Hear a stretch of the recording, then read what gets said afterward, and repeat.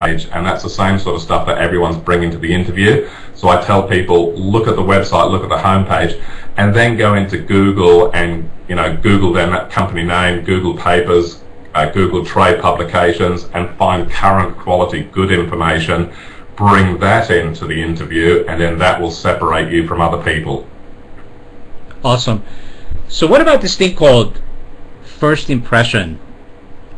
Let's say 5 people are sitting on the other side of the table and you walk in. How does the first impression gets developed?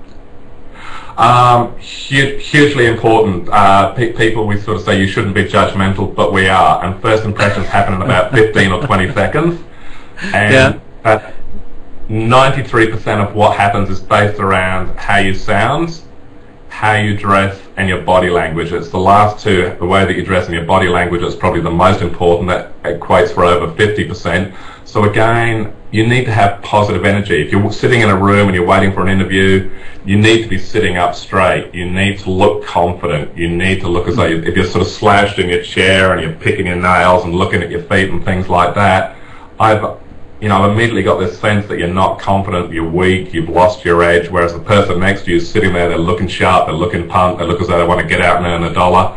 I'm immediately just going to go yes, no in my mind, and so the yes person starts at an 8 out of 10, and the other one maybe drops back to a 4 or 5, so they have to work so much harder to get back and start pitching again. Mm-hmm. What about shaking people's hands and looking into their eyes? How important is that? Well, I mess around with my audiences a lot on this because it kind of breaks up the tension, so we all do the shaking hands thing. And people are terrible at shaking hands. And what I say to people, I don't know whether actually people get to see this at the other end or it's just a voice thing that's going out, but what I say to people is it's like web to web and a nice firm handshake. So again, guys are bigger than ladies sometimes, but it still has to be a firm handshake, and if you feel the lady's got a small hand, especially if they're wearing rings, you don't get in there and crush their hands. Lots of guys sort of think, I can't be bothered shaking hands with ladies, and if your lady's your boss, you've just ticked her off and she's not going to be happy with you. The other thing is, that looking in the eyes, it's what I call it's primal, it's ingrained into us. When you were a kid, if you did something wrong, your parents would say, did you do that? And you go, nope. And they go, look me in the eye and tell me the truth. And you go, I didn't do it. Still the same deal today. We don't get good eye contact. We think you're hiding something. We think we should be suspicious of you. Okay, great. Great recommendation. All right, so what about in terms of your resume, the paper, the piece of paper that got you there? How important is that? The resume is what I call your 60-second calling card. It needs to be your a perfect word picture of you, because especially again in America, you could put an advert in for a big company and you could literally get 1,000 resumes turning up, within a week. And so reading those is really, really boring. So what you need to do is identify what's on that person's wish list. Read the job advert, read the position description, read the brief, underline the keywords and the competencies with a red pen, and then transfer those once into prove-it statements, like 3 or 4 lines. I have the leadership skills because of. I have communication skills through this. I've achieved budget, 4 years in a row by 120% and things like that.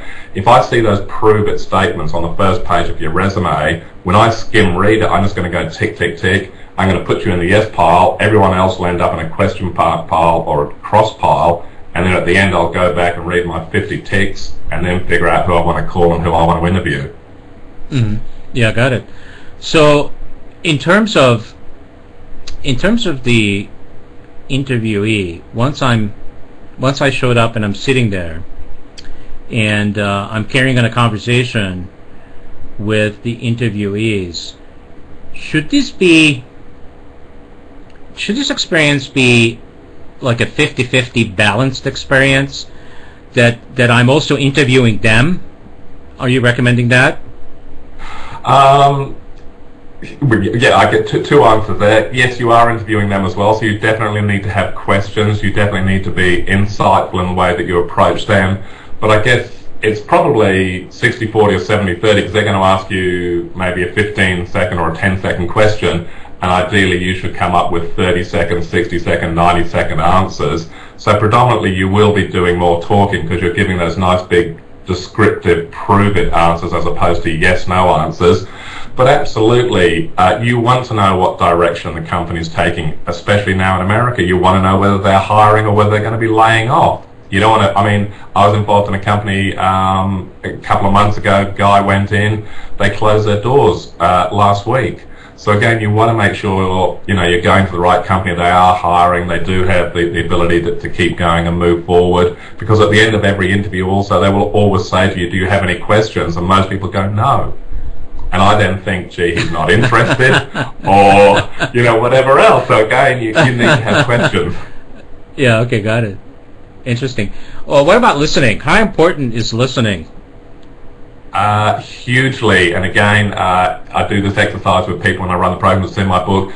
There's a thing called active listening, and we're not very good at it. And I'm sure probably as a radio interviewer and a host, you pick up on that with people all the time, is they tend to tune out. They'll listen to half your question and then the mind drifts off and then they miss the key points that you're asking for or looking for. So we tend to drift off and think about other things or think of the smart answer halfway through the question. And so what I say to people is, basically, you've got the world's fastest computer sitting on your shoulders.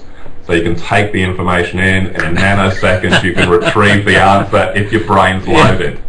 Yes, we do. I agree with that. So what about this one? I'm always curious about this one. So somebody is asking me a question, you know, from the other side of the table about my last job and what did I like about it and what did I not like about it. How should I respond?